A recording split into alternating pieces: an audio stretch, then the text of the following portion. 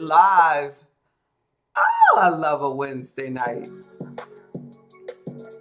Right on. Yes, indeed. Thank you for sharing your Wednesday night with me. I get this chance to talk about some new information. Some new information that's out that we got to get our money right. But that's what we do anyway. That's what we do. That's what we do. How you feeling? I'm gonna make sure I don't forget to. I'll put the chat on in a minute. Thank you so much. I'll see if we get some company in the house with Miss Davis. I appreciate y'all hanging out with me so I can get some interaction, get some energy. You know, I mean, it makes a difference. I know, Miss Davis, sometimes you might think that you're not appreciated, you know, but I just want to let you know I appreciate you. I appreciate you because sometimes I feel like I'm not appreciated. And you make me feel appreciated. All of y'all make me feel appreciated. You know, I got you out there and I can't even hear you when you talk, and I know, but I just feel your energy. How you doing, New Black World Order? Yes, yes. And those of you who are in a situation where you can click like, so I can know that you appreciate it too. Indeed. So let's talk about, you know, right now, new report came out that it's saying that, hey, it's hard out here. It's hard out here, Mr. Harris. How you doing? It's Talia Farrow. It's hard out here. I'm gonna put the chat up so I won't have to look so far over to see you. But oh, thank you. Oh, I thank God for you and Pumpkin. Look, Miss Davis, Mr. Harris calls his wife Pumpkin. I know. I might not be able. He might not want me to call her Pumpkin. Just because he calls her Pumpkin doesn't mean I can call her Pumpkin, right? She'll be like, look, my husband calls me Pumpkin. You can't call me Pumpkin. This Harris is Pumpkin. Why are you looking at me like you can't hear me? How you doing, Mr. Newell Sr.? How are you doing, Miss Talia Farrow? Miss Davis, can you hear me? Oh, yes. Wait, yes, I can. Oh, okay. Well, what? Are you all right? You know, I like you just really adamant about me not calling Miss Harris Pumpkin. Like, don't call her Pumpkin. You're like, no, don't call her Pumpkin. All right. Oh, that's cute, Mr. Harris. Oh, you just instead of talking to me, you just want to talk directly to him. Oh, okay. How you doing, Queen Howard? You see that? How I'm telling her some inside information. And she talks around me, directly, directly. Oh my goodness. That's why I'm not telling her.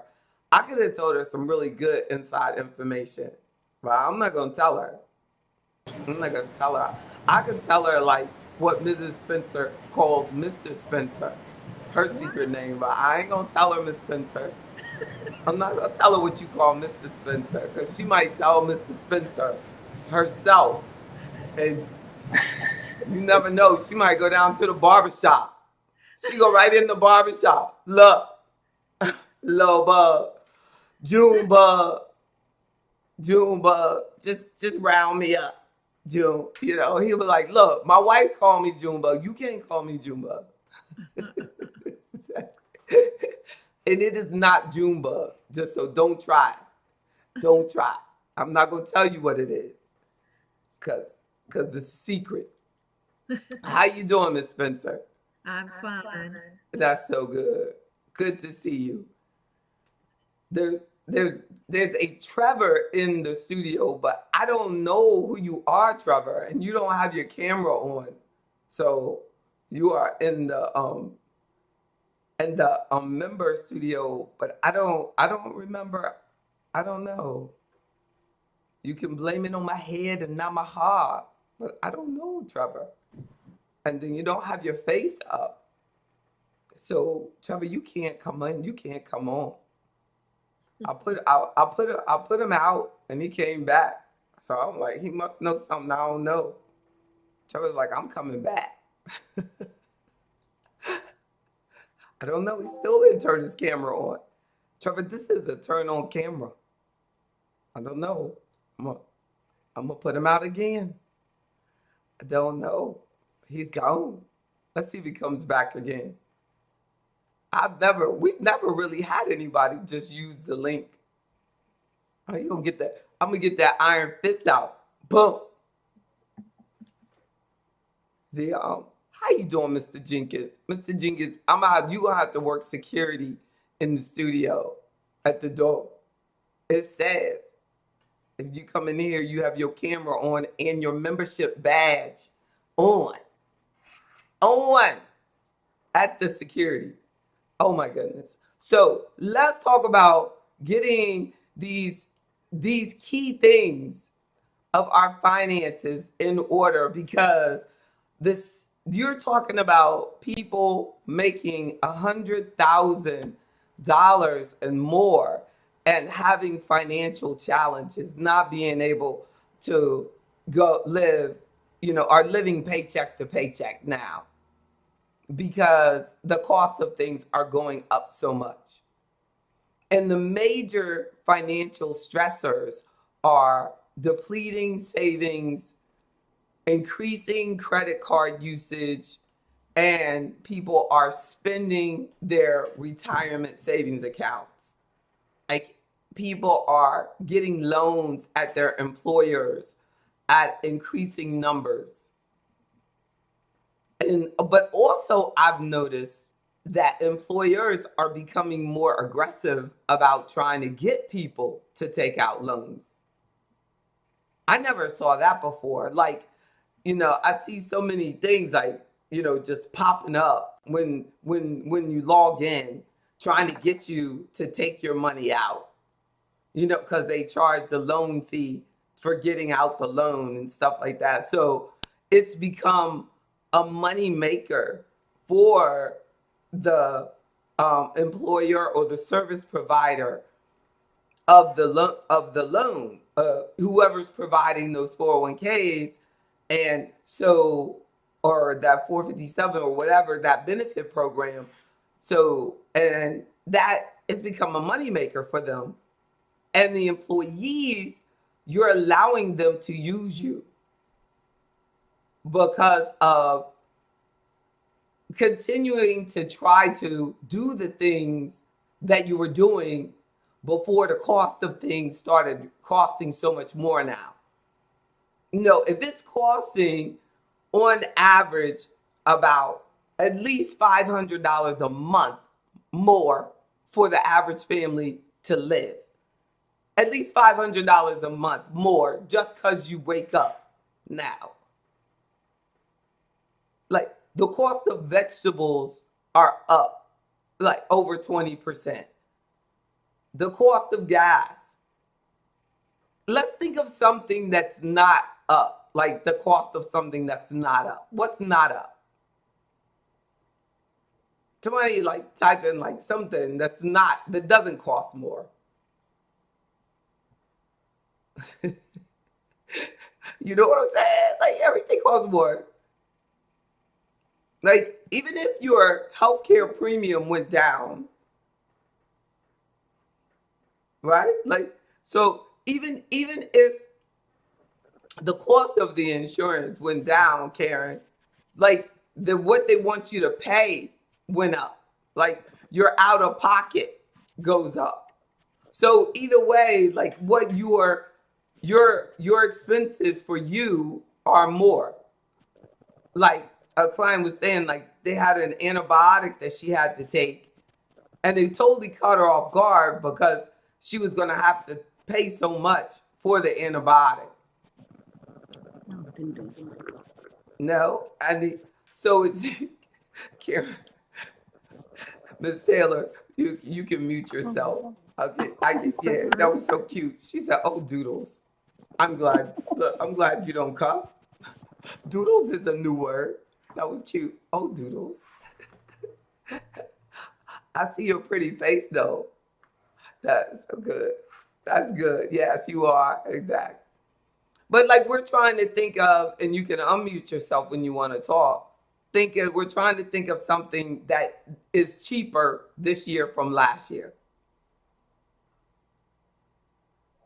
No, something that costs you less. And this discussion is very important because you're about to start shopping.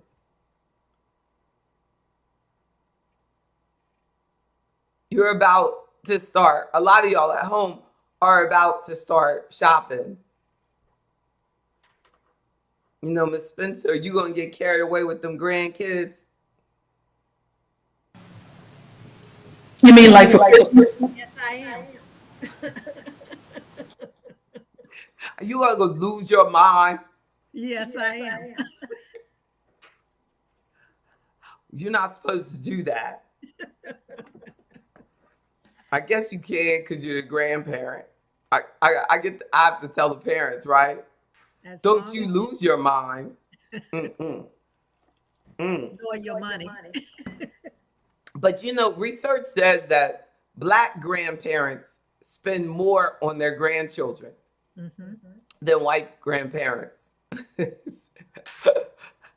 I believe that. I mean, yeah, there was like research done on that, and I guess they do it as like percentage of income. For sure, they were doing it like like as far as like a percentage of their income. Like black grandparents spend a larger percentage of their income on their grandchildren, and yeah, that look unapologetically, like you said, yeah, I am. I can't wait. I'm gonna get them that basketball thing and that so and so. They told you. I know. At least one of your grandchildren is old enough to tell you what he wants now, boy. Oh Oh, my. yes. He is telling you. He writing the whole list out. And this and that expensive stuff. That stuff is expensive when they get older. Yes. The apple this, the apple that, the this and that. Oh my goodness. So one item can cost $1,000 when they start wanting electronics or Xbox or it's those game stuff is that stuff is expensive. Miss Taylor, do you have children?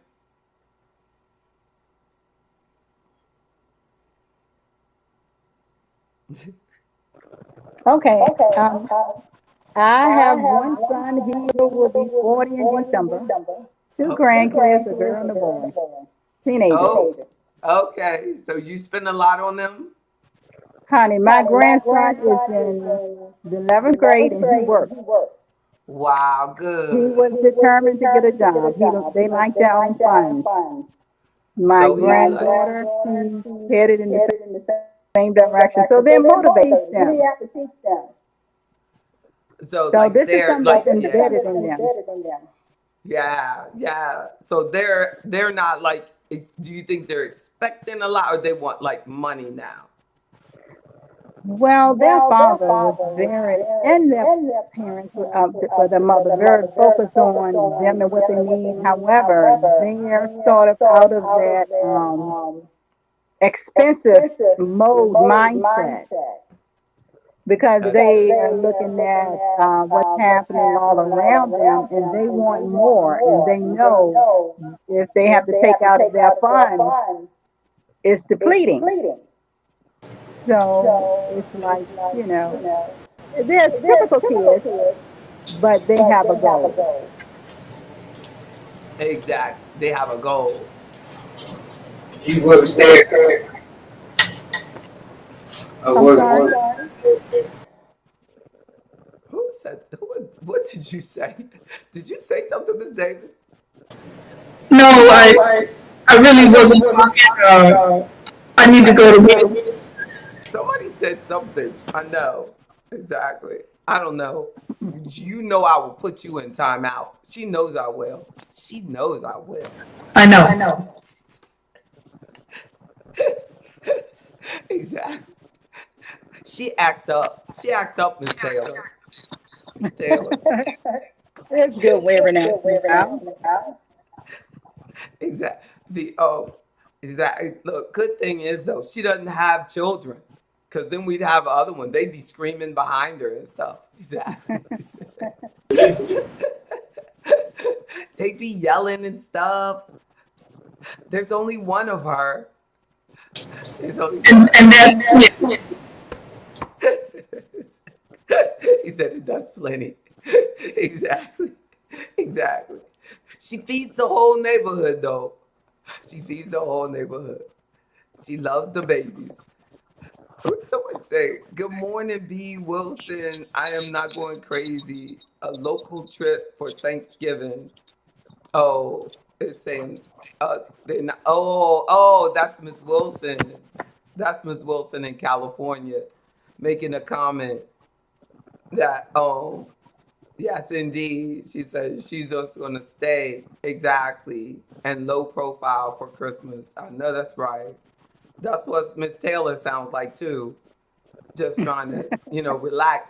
It's just that um, I think that even previously, I think that, we've robbed ourselves of a lot of holidays, because of, like, Miss Spencer has little babies. You know what I mean? So they're more fun and it's low pressure. But when it gets real expensive and they're older, like that can become really stressful, even for the parents, like trying to spend like $5,000, $10,000 on Christmas, and then still having to take care of tuition and the parents still having school loans for themselves and all of the household expenses for themselves in previous years. So think now with the child tax credit advance gone and the school loan payments about to start back, and like the majority, like they said, about 60% of the people who have school loan payments that are about to start are stressing about it. They're worried that that they're not going to be able to make that payment, and that is a major concern. And Ms. Wilson said, "No way, she's putting $10,000 in Christmas," but there are definitely people that do that, that max out credit cards and spend the rest of the year trying to pay it off. And then Miss Talia Farrell says, I don't spend a lot on grandchildren. I buy them essentials and they seem appreciative. That's so good. That's so good. Yes, they do. And, and I think that really feels good. Everybody make sure they mute. That I think it feels really good when when you feel that it's appreciated. Like one of our members was saying, like that she houses foster children, and that sometimes she can tell like they haven't been taught to appreciate assistance and help, and so a lot of times the adults just are not teaching young people to be thankful and to be appreciative, and so they kind of like a sense of entitlement, and that's not really what the holidays are all about. That's not even what life is all about. And today, as I was leaving the gym, I took an item off the tree, where they have where you get the tree, because they're giving to the needy. And it always concerns me when we're doing these things for the needy, but they're like, useless things. But then I know that we say it's Christmas, buy this useless toy because it's Christmas and everybody needs this useless toy for Christmas. But at the same time, we're not thinking about, but that family might need money to keep the lights on. So we're like skipping over really asking the family, what do you need? We're not asking them what they need. Like, you know what I mean? And I think we're making really a conscious decision to do that. We're like, no, we don't really want to address your need. We just really want to just get this kid a toy. So we just want to know, what does a kid need? What is the toy? So I got the toy and I told my daughter, when you go, pick a toy too. So we'll get 2 toys. But the reality is that there's probably every Christmas, especially this Christmas and this holiday and this day and everything, there's a whole bunch of people whose utilities are being turned off. Like they're not able to take care of like basic stuff, and then we're buying them, basketballs and things. So like when we help people this year, like, I think it's important that we ask them, like, what do you need? And then when they tell us something like that, we should ask them, like, is that truly like what you need, or are you telling me what you think I want to hear? Because I really want to know, what do you need? Is everything okay? Like, are your lights paid? Are you caught up with your bills? Is your rent like caught up? Like, are y'all gonna be good? Like, are you gonna have a place to live next month? Because there's probably nobody really asking that. So they just tell us what we want to hear. And we just come in and we dump food and dump a meal. And how many times do we do that, though? We just give people what we want them to have, but we really don't ask them what they want, what they need. And then I guess, like, I know that because in financial services, that's what I do for a living. Like, I have to assess needs. And sometimes, like, what people want is way off from what they need. And I have to do an amazing job of showing them what they need. Like, what I'm saying? Because they'll be like, I want something to double my money next year. And I wanted to da and da. I was like looking at these people on social media today, like, and they were pretty much, I know, broke. And they were like discussing how they were going to put these groups of people together, and they were going to put this money together, and they were going to flip it, and they were going to so-and-so, but they needed a lot of people, and this and that, and they were going back on how they were going to do that, and nobody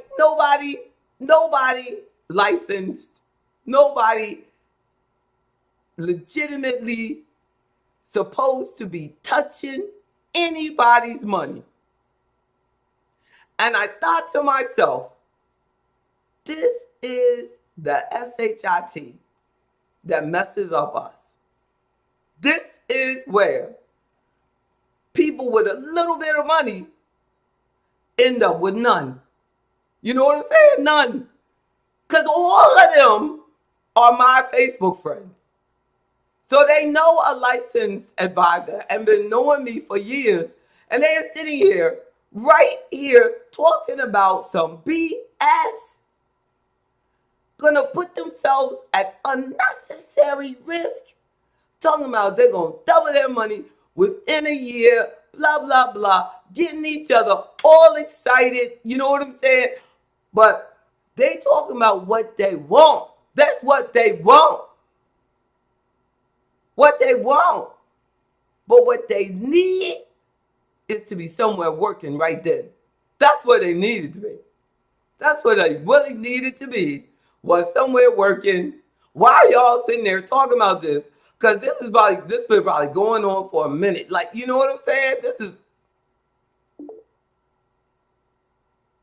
I was like, this is a mess.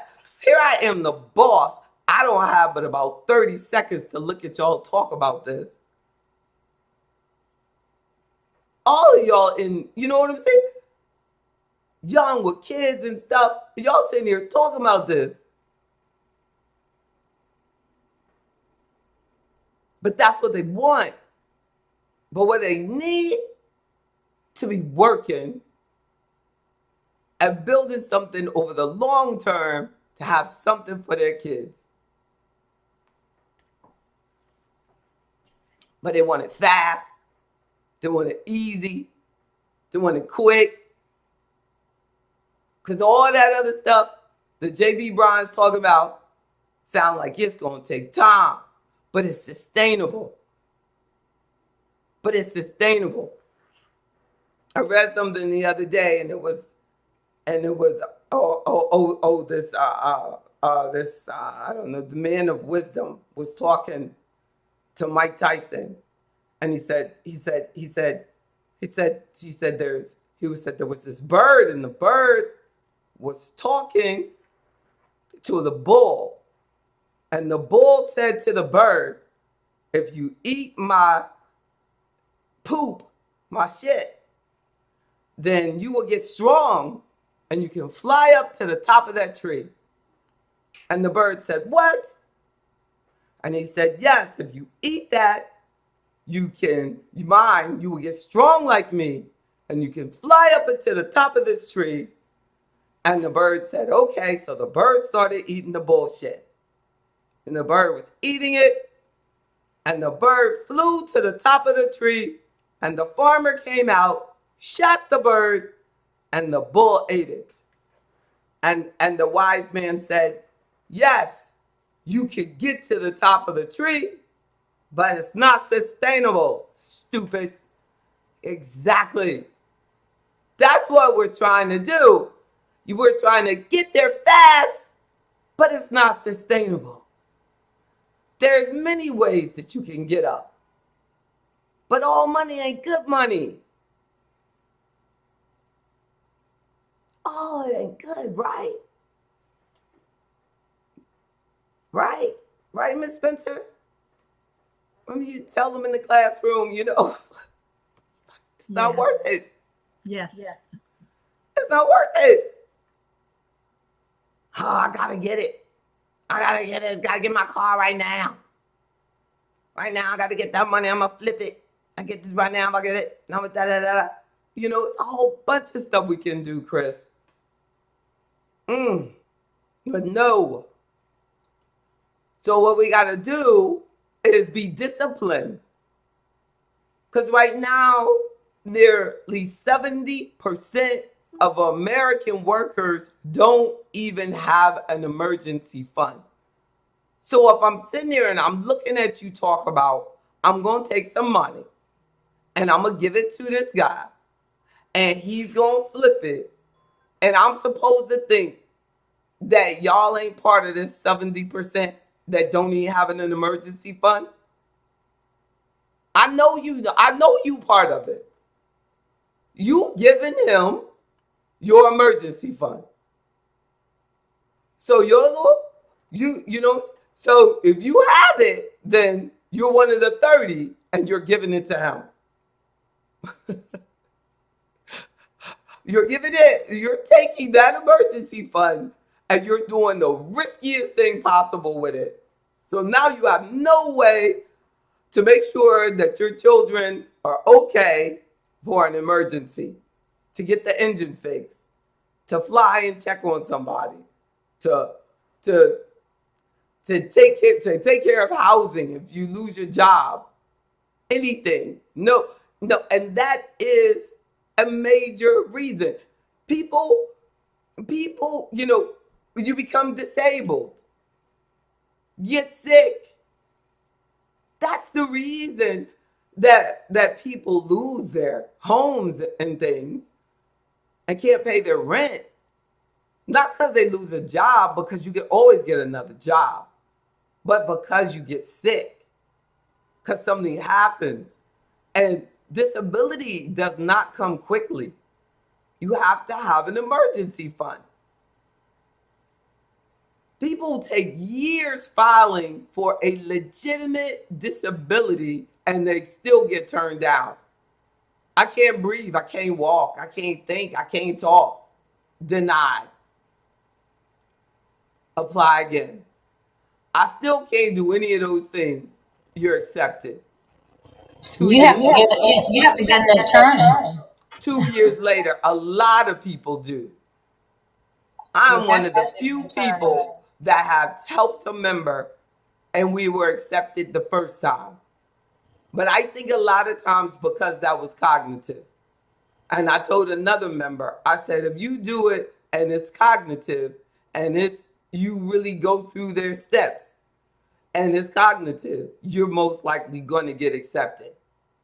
But it's because you go to a neurologist and it's really, they show you dementia, Alzheimer's, but you're going to have to go through all of the steps. But and get an attorney. No, Chris. Yeah. No attorney involved. I know maybe some of those people that you have done. No, Chris, I'm talking about I have done it for members. Right, but I'm just saying I have I'm not an attorney with my daughter because hers is not. No, hers is not. Looks so perfect, and they told her you look good. It's like on but the hers outside, is not. she No, sick. And hers is not. Hers is not that. Hers is not like that. Like hers is not like that. Hers wouldn't fall under this. Right. Like theirs. Like but that. I'm just saying, if it doesn't fall your category, majority of people have to get an attorney to get their disability. Or they just keep trying, and the attorneys don't really end up helping you. They put you with a paralegal. That's it. No, she had an actual attorney. And they just keep trying. He helped, but she has to pay a certain amount of the portion that she gets has to go back to the attorney. Yeah. Oh yes. Mm-hmm. And you just do it. But I'm telling you that if you are patient and you read it and you answer the questions and you take your time and you get in something like Afroeconomics, something amazing like that, and you just take your time and do it, you don't have to get an attorney involved. But if you try to do it by yourself, you know what I mean? It could get hard. But but if you are committed to doing all the steps of anything in life, it's going to be a process and it's going to take a commitment. But I was saying that to say that the disabilities are going to take time. So you got to have an emergency fund. That is the point, because the lawyer, whoever is helping you, is not advancing you nothing. Oh, you're going to get something, so here's some money, That's, that is not going to happen. Unless you, work something out, then you're paying interest and stuff for that. So, definitely save. You don't want to, that would be a key thing. Have savings. We have to have savings. A key thing. We need to have at least $1,000. At least $1,000. I remember saying that when we got that first stimulus. I said, if everybody would just save that first stimulus check, how different everybody's life would be going forward. And now we're here with 70% of American workers saying that they don't have it. Now, so also a second point is you want to reduce your dependency on credit cards.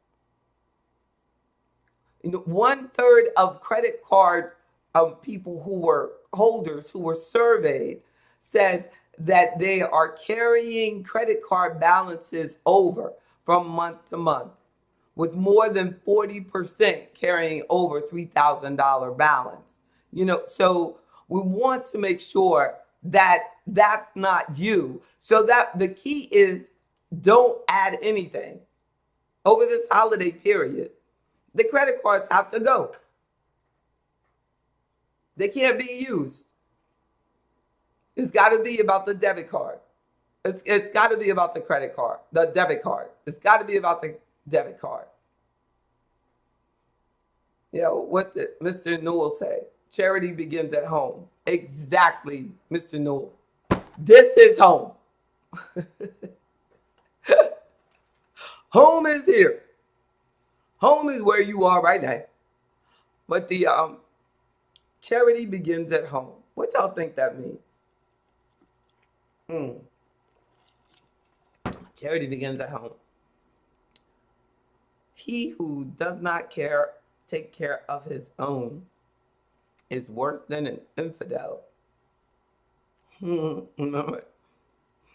I remember giving that scripture to my daughter's father. So it's like, I'm not arguing and fussing. You know what I'm saying? Just, God says it best. If you don't want to, you know what I'm saying? Do what you got to do. Just don't. But I'm going to tell you, God said it. You would want to. People would want to. It ain't charity. Taking care of your own is a responsibility. I would say charity starts outside of your home. Responsibility is in your home. Period. And home is wherever your kids live. Your kids over there, that's your home. Your kids over there, that's your home. I did this workshop one time about building wealth when you're paying child support. People that pay child support don't realize how well they have it. When the non-custodial parent doesn't have the limitation on their time, the custodial parent has to take care of the child. The non-custodial parent can work and work and work and work. So if you can work all the time, you can make more money. So you can pay that child support. It might be inconvenient. It might get on your nerve, but you are not limited to your time and hours that you can work. And y'all feel me on that. So if you're the non-custodial parent, we got to start thinking, I want my child to be safe.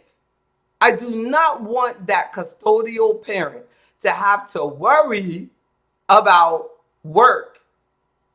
Because if she does, or he that is taking care of that child have to worry about that child eating, they're going to have to start not taking good care of the child. Or they might have to live with someone they don't want to live with. Don't put your child at risk over something little. That's crazy. The amount of risk that we put the children at over a little bit of child support. It's not worth it. Work. Pay the child support. Before you know it, those kids will be gone. Those kids will be grown. That child support is a fixed expense. The expense of having the child in a home is variable. It goes up and down, up and down. You know what I mean? Sometimes it costs a lot to have them kids in the house. There might be some months, maybe the custodial parent gets ahead a little bit. Maybe they do, break even. But most of the time, whatever they're getting, it's not enough. The courts cannot figure it out, and they're not adjusting it for inflation. Don't make that custodial parent have to live with some idiot because you're not giving them enough money for your child. Please don't. We can't do that. We cannot do that. You're in a position to work. Get work. Really, work. Our kids are at too much risk. There's just too many kids out there being abused and just out on the street. If their parent is home, they will not, some of this stuff would not be happening. I really, truly believe we have to co-parent. We have to work together on this. The borrowing, limit your borrowing against your retirement accounts. And hopefully that you have one, but we have to limit the borrowing against the retirement accounts. It has to stop. We have to stop seeing, because even, there's this mentality that, oh, well, just taking a loan on my retirement account, it's my own money, and, it doesn't matter, I can just take that out. No, you don't want to take the loan out because now your payment is going to pay back that loan. You're slowing down your accumulation. Your payment is just going to pay that loan back. You're kind of running in place. You're running in place. So if you're putting away $500, but $300 of it is for the loan, you're really only putting away $200.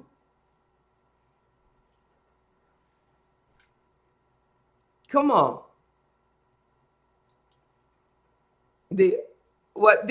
So consider building your talent. And that's helpful. My fourth point. But building your talent up. Like, there is a increase in people just not being happy with their job, but staying there anyway. It says that employer trust is declining. I don't like the fact that so many people are settling. There is this overall mentality of increase of average. There's not a promotion of excellence or pushing, or it's more of a stay away from people like J.B. Bryan because they want you to be more than you are. They expect more from you. They want excellence from you. And before you finish talking with her, she's going to be telling you why you shouldn't be drinking and smoking. So you don't want to be dealing with that. Like a post I put on social media today about stopping our habits. But if you stop the habits, then we'll stop settling. And you'll realize that you deserve more, and you'll get a better job, and you'll make more money. You'll make more money. Even if you had to get a better job, you're getting a better job for your mental health, and you actually made a little bit less money. You might actually stop killing yourself. Because if you stay at the job that you have, but you're killing yourself because you're drinking too much and smoking too much, or you're eating too much, then it really doesn't matter that you're making more money because you're going to die way too soon. Way way too soon. You know? So it really doesn't like really matter. And I don't think that people really get that. Like, what are you working for? What are you making all that money for? You're killing yourself for it. That's not the point. The point is that we're working because we're supposed to be making a contribution to society, living out God's purpose of our life, living as an example for others, paving the way. People are looking at us. We're making things brighter and better, setting an example for the next generation, showing them that they can have a happy, healthy life too. That's why we're here. Not to just be miserable and show them that, oh my goodness, I hate that place. Oh, you get home and you just sit over there and just be miserable. Just, you know what I mean, drunk and smack your kids and the dog. And, you know, that's it. It's horrible. And then according to research, that's a growing number of people are miserable at their work. But we're staying anyway. That's sad. That's sad. I did a workshop on that. So get your skills up, get your nerve up, get rid of whatever that habit is that you have that's making you feel like you have to settle for that. That is like, you know, that you don't have to settle. And then my point is that of 60% of people with school loans, you know, are, as I had shared this point, are it's a 60% of employees with school loan debt took advantage of that, not paying it, the forbearance. And okay, and more than 1/3 are saying that they won't be able to afford to repay it. So but you got to get ready to do it though, because it's like January. So you know you got to think about that now. Don't go and buy. See, what happened was school loans were turned off. People went and bought a car, put more on the credit cards. Like, you know, because how could you not be able to afford something that you were paying? Now you've had all this time not to pay, and now you're saying, I can't afford to pay. What? It had to be. Well, it could be, you know, because the cost of stuff has gone up for you, which is true. Now it could be that. Also, because stuff just costs more. But that's crazy too, because it does. Because just, you know, they say, oh, rent's up. But living in the house is up too. People's taxes are up. Maintenance is up. Everything, living is up. No matter where or how you live, it's up.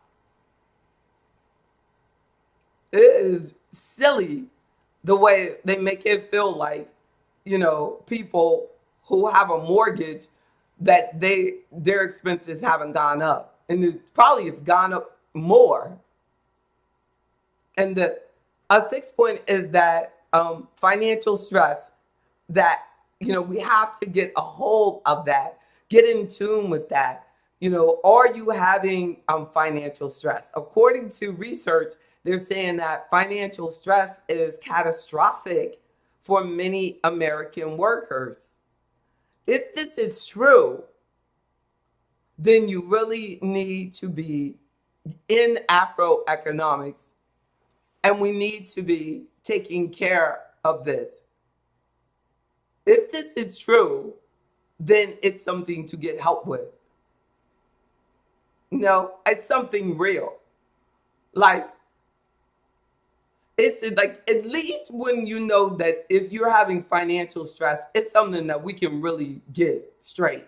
We can get that straight. When you join Afro Economics, immediately I get you into I have a financial planning software. I have a risk analysis software, so I can determine how risky your work plan, your portfolio is. We can start adjusting it. We can start, looking at your things. We can look at your tax return. I can immediately start doing things.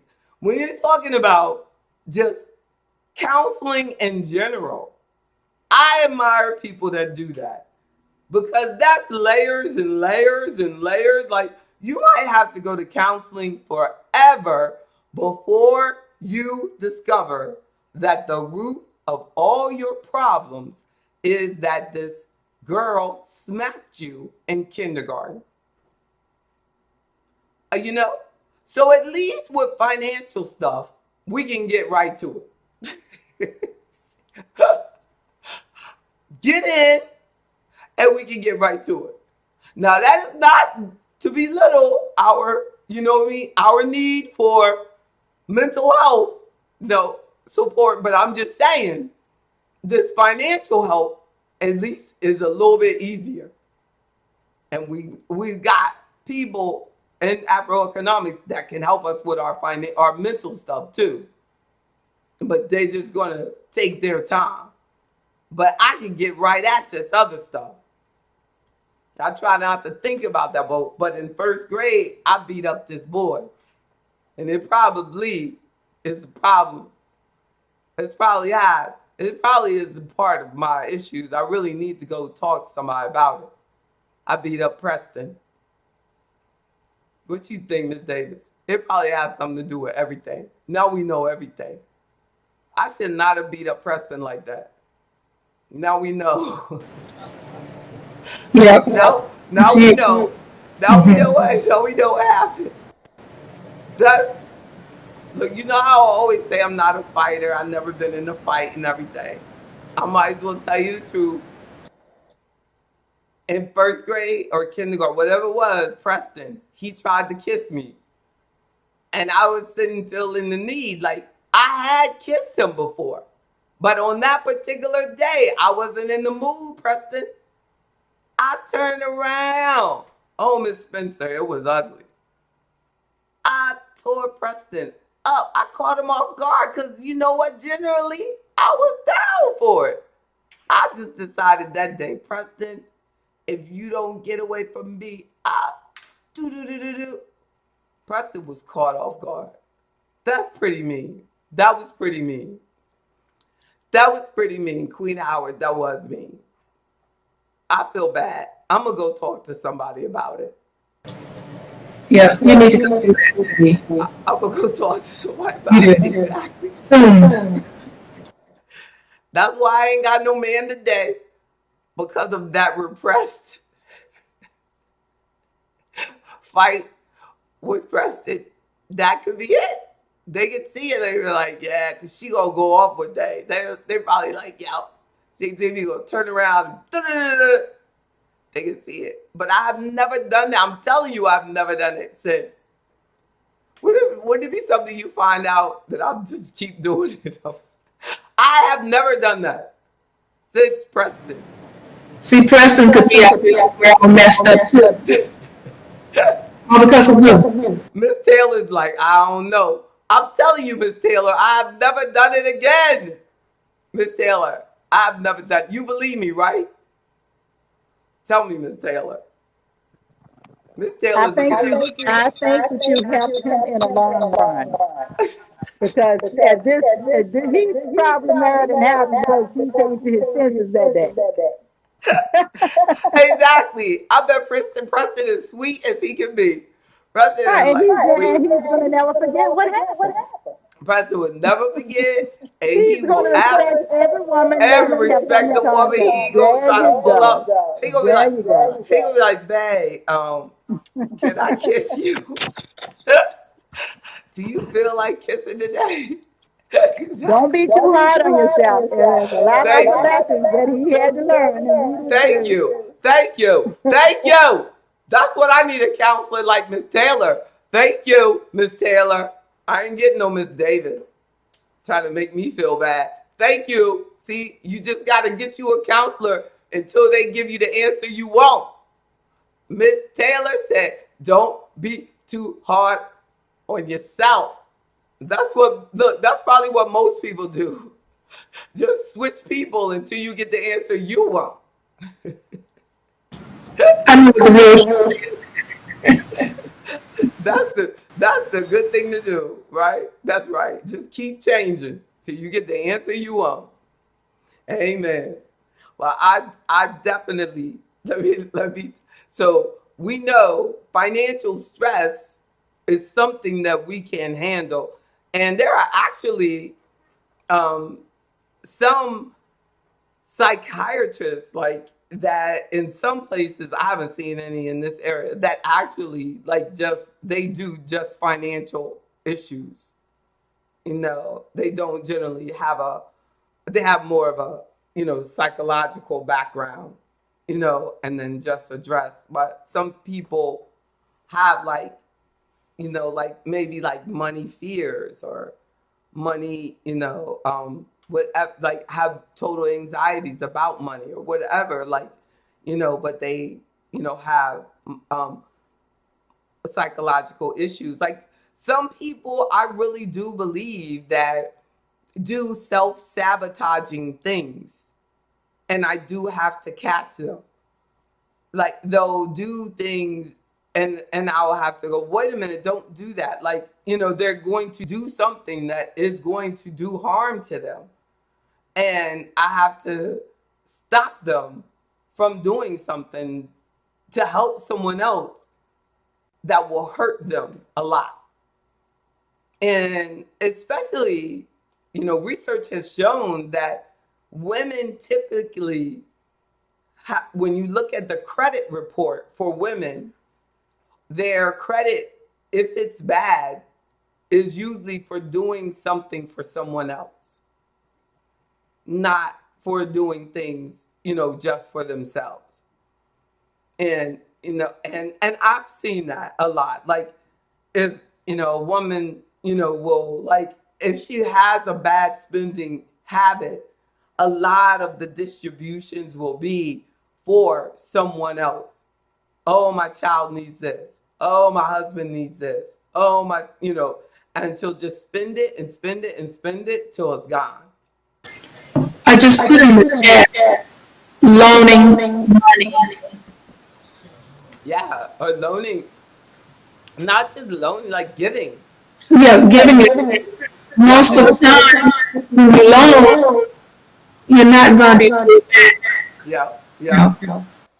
And then I went through a time like, especially like that I didn't think about living. All I thought about was death. Like all I thought about was when I die. All I would think about was making sure that, Michael and Aziza were okay when I die. I really didn't think about, myself. And then, you know, kind it kind of woke me up like when um honestly when Michael left me, I just kind of like, whoa, it woke me up. Like I was like, what if I live? Like, you know what I mean? What if I don't? Like, you know what I'm saying? Like I have to live. Like I have life too. Like what if I'm like, I didn't think about, I don't know why, but I just, all I thought about was like death before. And now I think about like that, like I don't know, I just feel like I'm gonna live and making sure that I live, and then still making sure, but I just feel like I'm gonna live longer, and I'm gonna, and then my daughter, having and taking care of her. But I think more about her. I think more about giving her what she needs while I'm alive. I don't want to wait for my death to give to her. I want to give her what she needs while I'm alive. Like when it's time to get her a house, I want to, get her a house. I don't want like, oh, when I die, you know what I mean? I don't want her to be like waiting for me to die. I don't want that. I don't want that. You know, I don't think that's necessary. I want to, I mean, because also the value of my existence will be better for her. And I want to talk, and I've begun talking to my clients about that too, because there's a better use of the assets, and Miss Spencer and I've talked about this as well. Like that, there's a better use of assets when a beneficiary is younger. They can, because they can use things for whatever they need things for. But when you're older and they're going to be older, they can't really use it for anything. And basically, if I can interject, and that's awesome what you just said.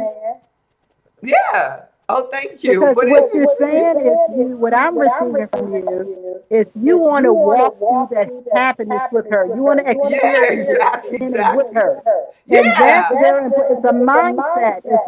It's a different mindset that you're instilling in her, and hopefully that will be a generational, Amen. as far as outlook.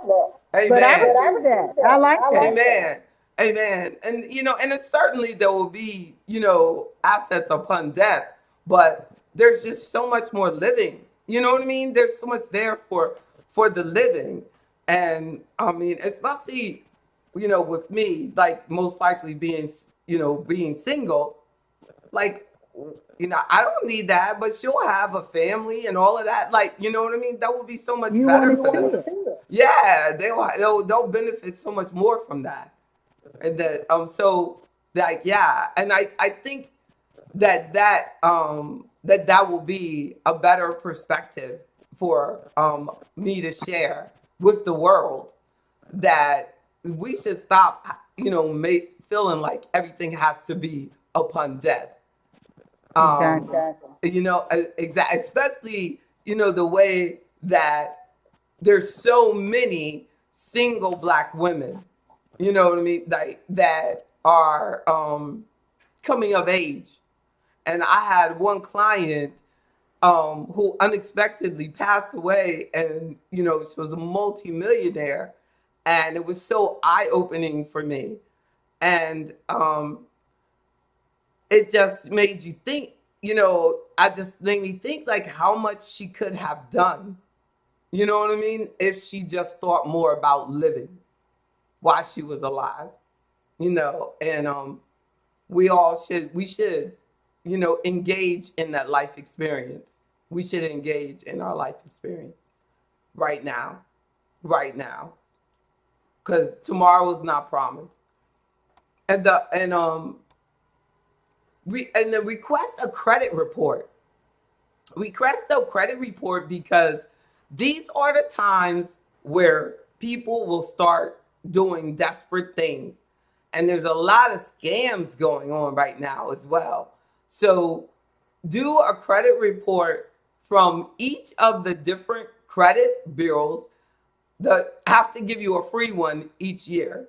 So just do one from each one like every couple months, and get your free one. And then check everything, and we can check everything together. I like to, look at them. You can put them in the secure forum portal that we have, but let's just go through the credit report, every little thing. No matter what little error it is, we got to get it off. I didn't do that. What is that? Don't let it stay on there. Get it off. Every little thing. But there's a whole bunch of, random stuff that's going on. So we have to make sure we stay on top of that. And then another number 8, it would be that I think that you could be a victim of really investing too conservatively now, because people are afraid of the stock market, because it has been very volatile. But we have to keep in mind that the bond market has been doing horrible too. So over time, though, it's going to be the stocks that if it's based on historical performance, stocks are for the long term. So we don't want to be victim of being too conservative. And according to research, it's saying that even young people are not doing the stock investing on the level that they should. So, and then during COVID, young people were off the chain doing random investing. That's that whole like following the crowd thing. And that's what they do. Only when it's hot, and then when? What should they be doing now? They should be talking to me now, getting good advice.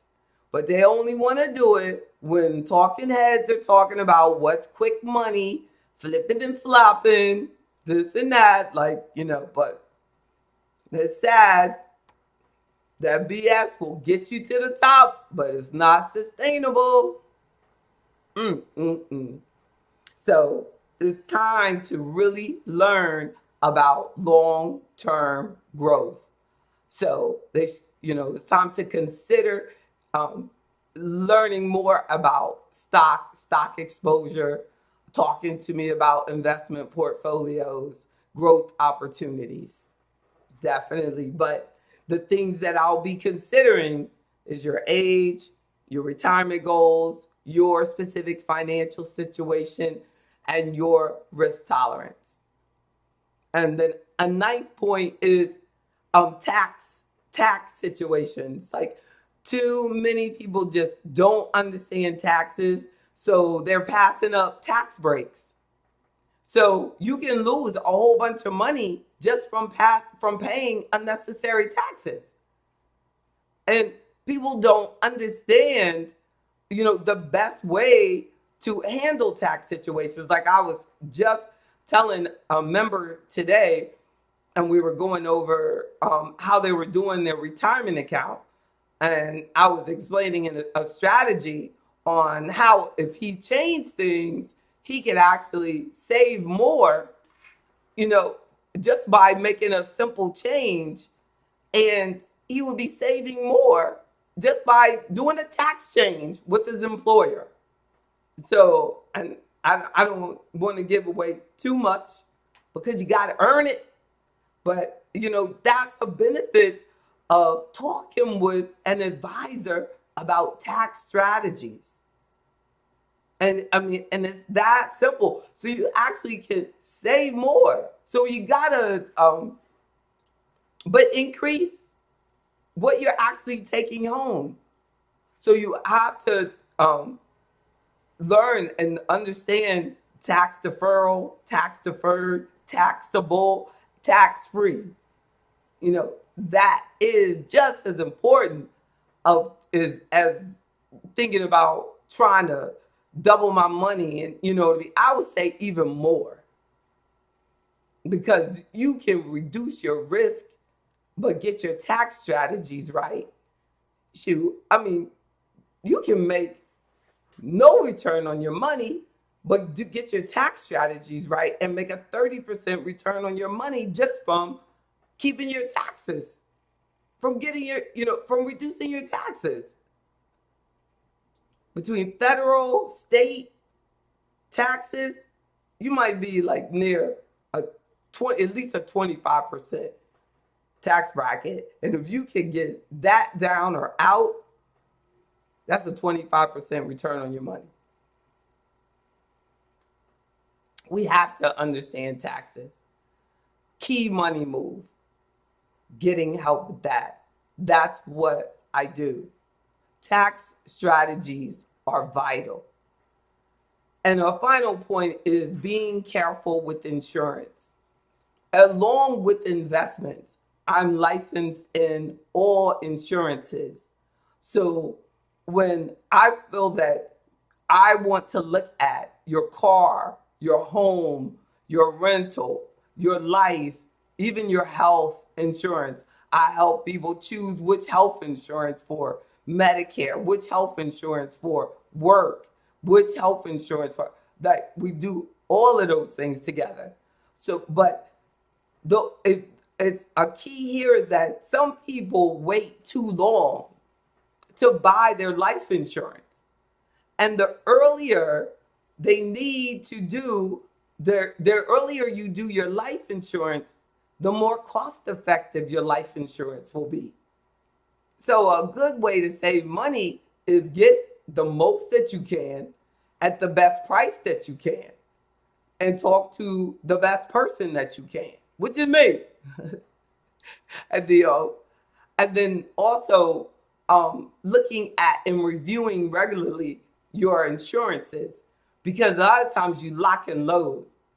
You get into, like, Luanda, I've really never, I don't think ever looked at your homeowner's insurance. You've probably been with the same insurance probably 20 years. We definitely need to look at it, and sometimes the fact that I'm looking at it, the fact that I'm looking at it gets the agent so nervous that they bring down my client's premium. And then the client Oh, you will can say, do that? "Oh yeah, no, like oh my God, yeah, it's a trip," and they should be embarrassed to do it. They should be embarrassed, and they'll be like, "Oh, my financial advisor's reviewing the insurance, and blah blah blah. I need such and such from," and then all of a sudden they, you know what I mean? "Oh, well, we can bring it down, but blah blah blah blah blah." I've been with state since I've lived here. Yo. And then when I start really, especially when I start like picking on different stuff, like you see some of the errors and things that I find on them. One client I found, they had her like son with like a rated coverage or something, and I said, "Does he have a SR22 or whatever?" She was like, "No." They had him with that on him for like years, and he did not have a SR22.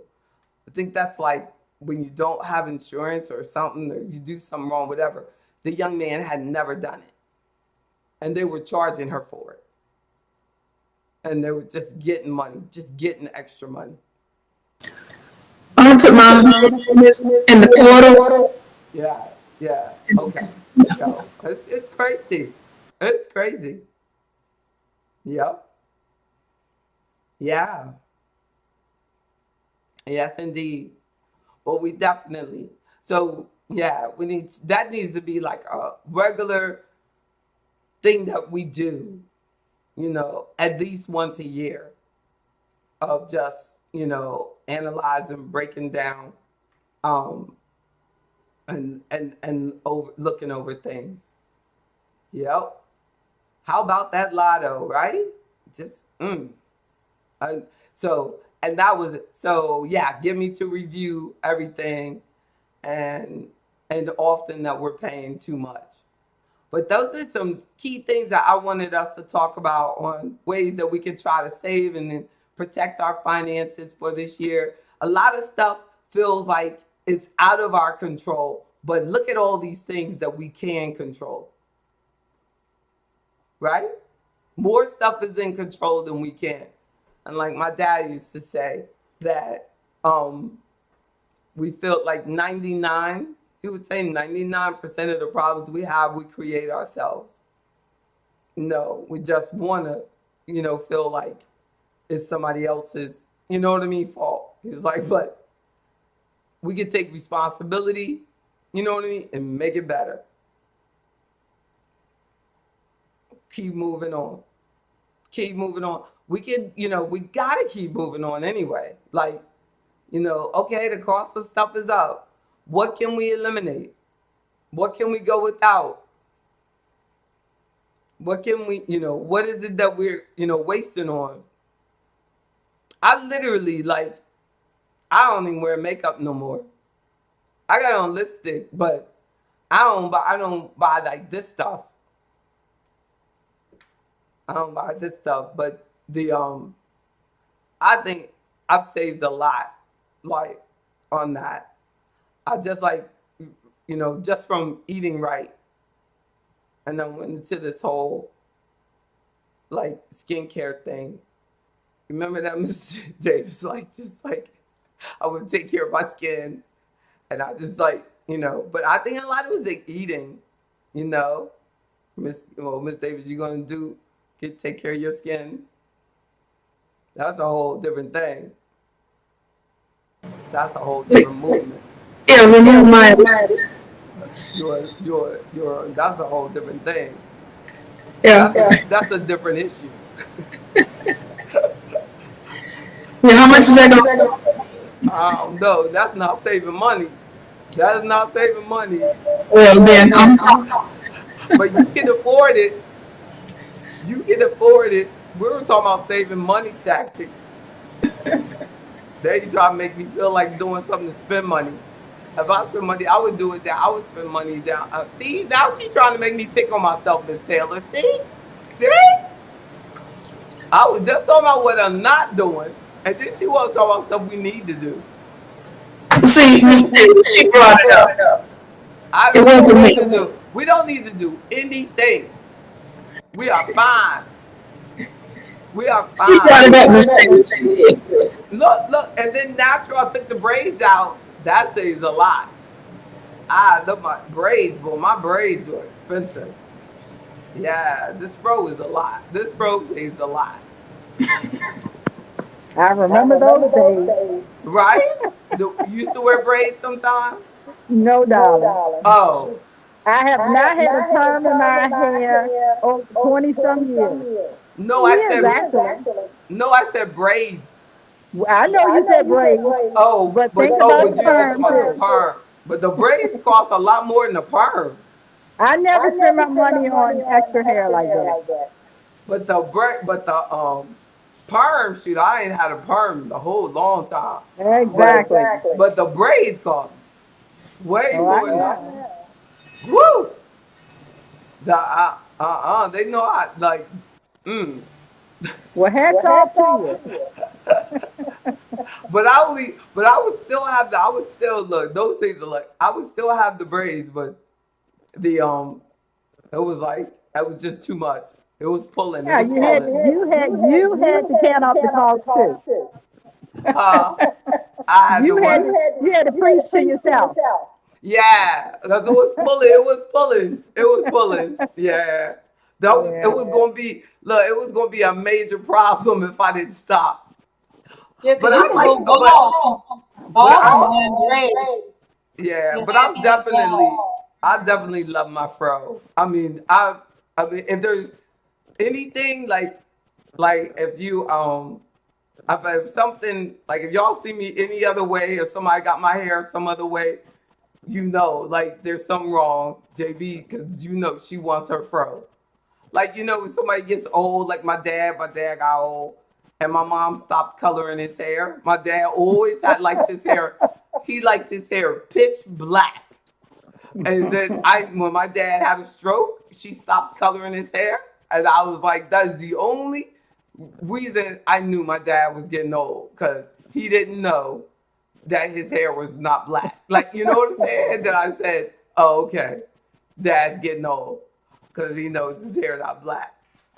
So y'all know my hair's not black, then it's going to be like, JB's getting old. And look, hair's not black and it's something different. JB's getting old. JB, how old was your dad when he passed? 79. Well, he was kind of young. I know, right? That's the way we feel about 79 now. That's Yeah, right. when you get closer to it. I know, right? It feels like he was turning 80 that year though. He was almost 80. Yeah, but that's his father. His father turned 80. His father, yeah, his father was 80, is in his 80s when he passed. Wow. That seemed so old back then. But Yeah. that was the oldest person of our family. We haven't had anybody live to their 90s. Really? No. Wow. I think Miss Davis' mom lived to her 90s, right? 89. Oh, 89. Mm-hmm. Yeah, my aunt was 99 and 23 hours. She died like an hour before she turned 100. Stop. And then my uncle, I think he was like 94. Those numbers, my folks are like in their 90s. You know, low 90s, mid 90s. Yeah. Seriously? 93. Wow, Miss Wilson.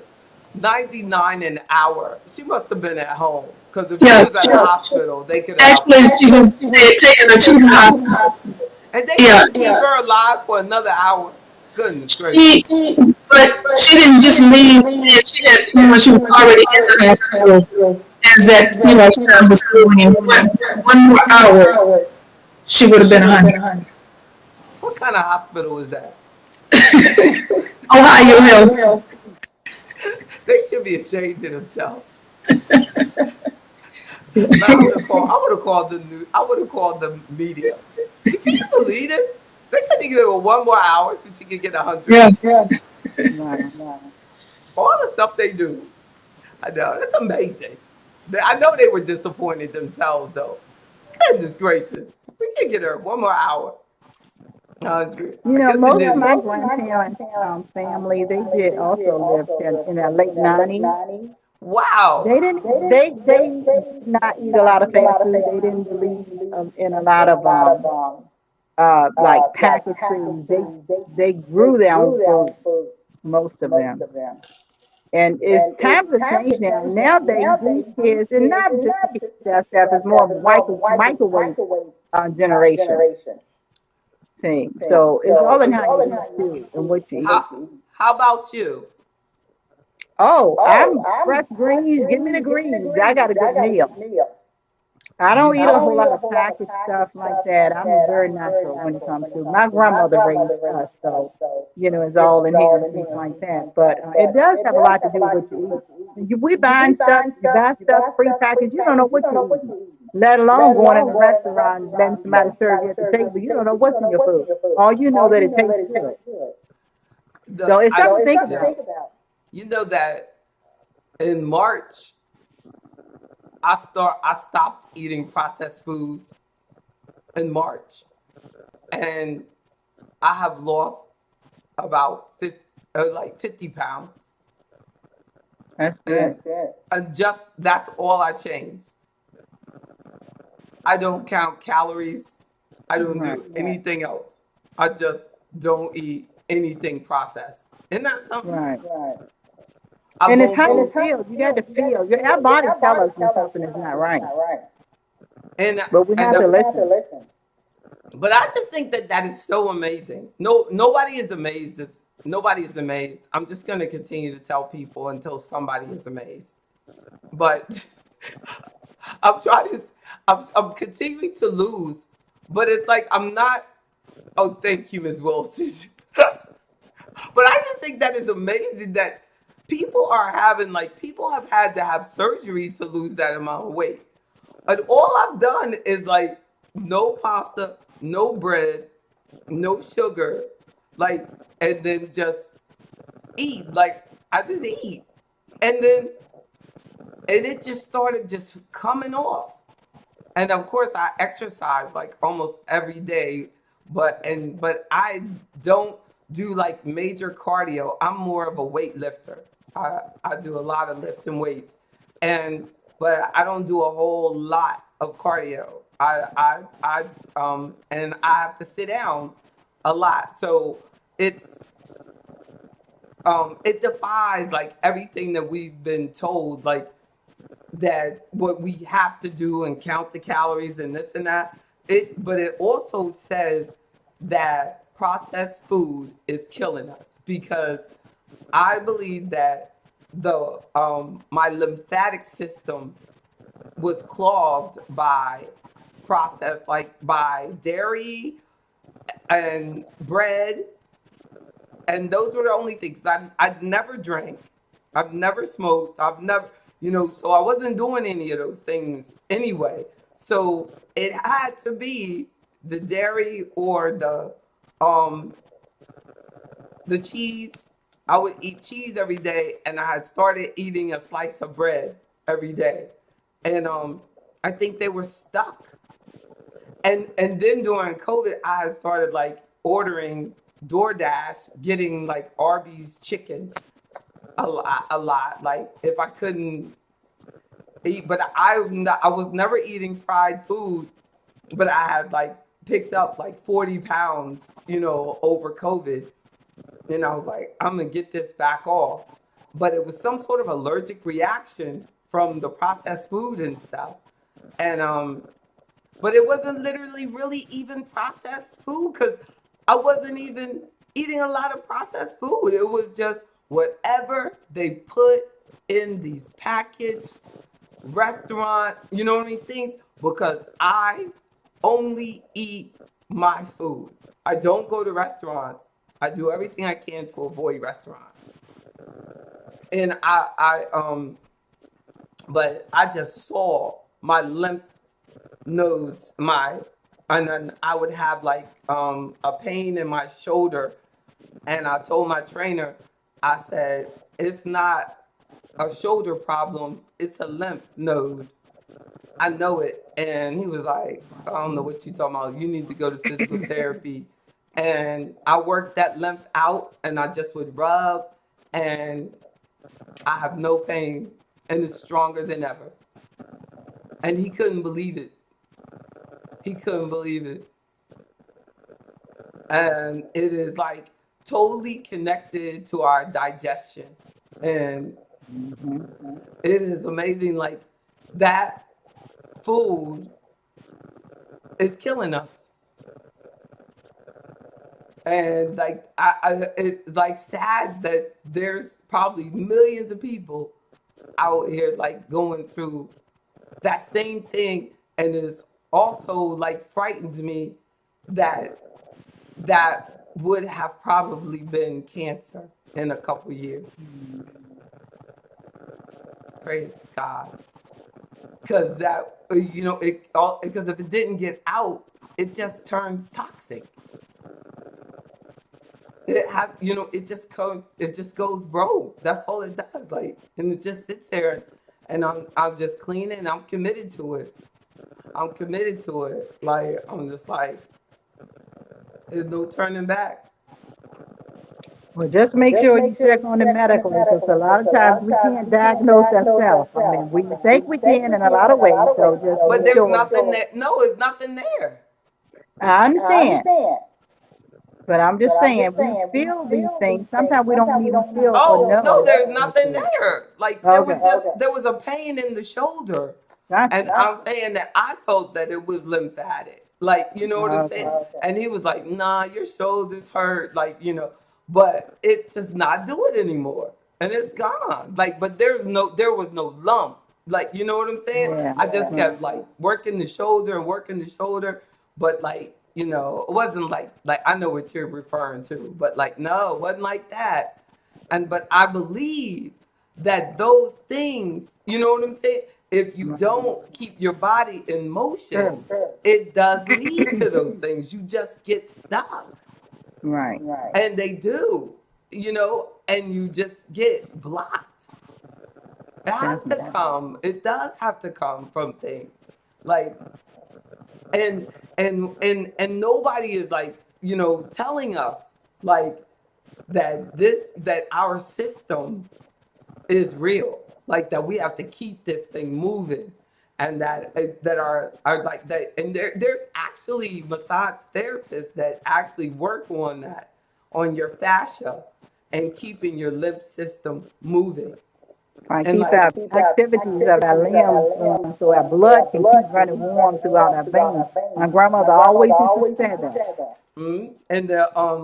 the on the top, like above us, is that skin, the fascia, and there's massage therapists that will grab your skin and pull it up so that the skin will detach from your lymphatics, because sometimes the skin and the lymph get stuck I from the understand. toxins. So they'll loosen it. And some of them use what are called cups. But our community doesn't talk about it enough. And they'll call it cupping. And they'll put the cups on random places of your body. And then when they loose the cups, you know what I mean? Then you'll break up.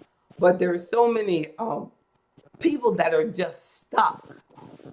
So I use my exercise, to do it. But literally, all of everybody should be doing like jumping up and down every day.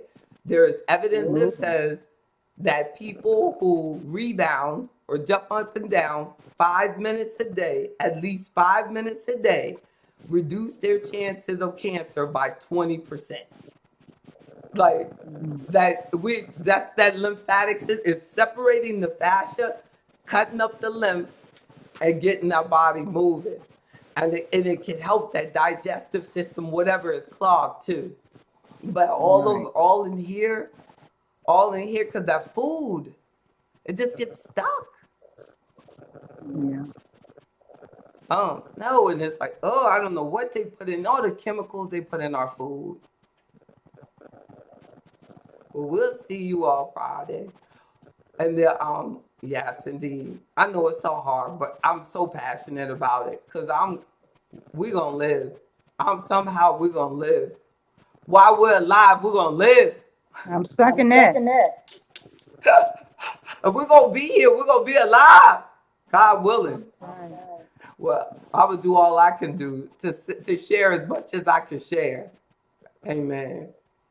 Thank you so much, Ms. Taylor, for listening. Thank you, Chris, for hanging out. Thank you, Ms. Davis, for waving. We know you leaving, Ms. Davis. David, go! God.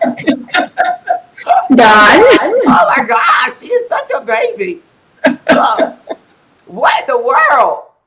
Hey, she is something else. She's like, don't you be talking to Miss Taylor longer than me. I know. I'm gonna have to leave because my granddaughter got her hair straight for That's tomorrow right. morning. That's right. That was so cute. She was like, you talking to her?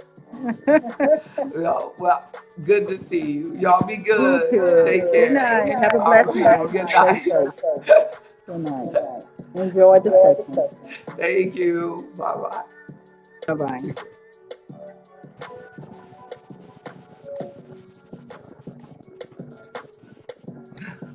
Good night, Chris.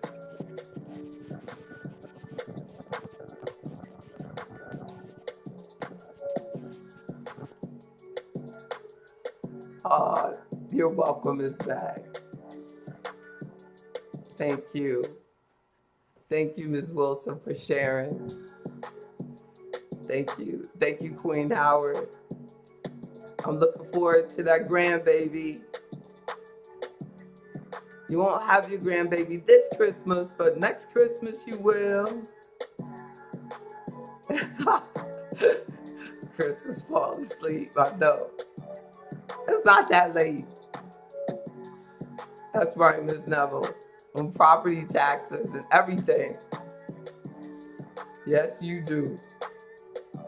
Got your expenses too. Thank y'all. And take care of yourself. Let's take care of ourselves. Yes, indeed.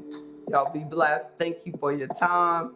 I'm J.B. Bryan, President and Chief Investment Officer of J.B. Bryan Financial Group, a registered investment advisory firm and the home of Afroeconomics.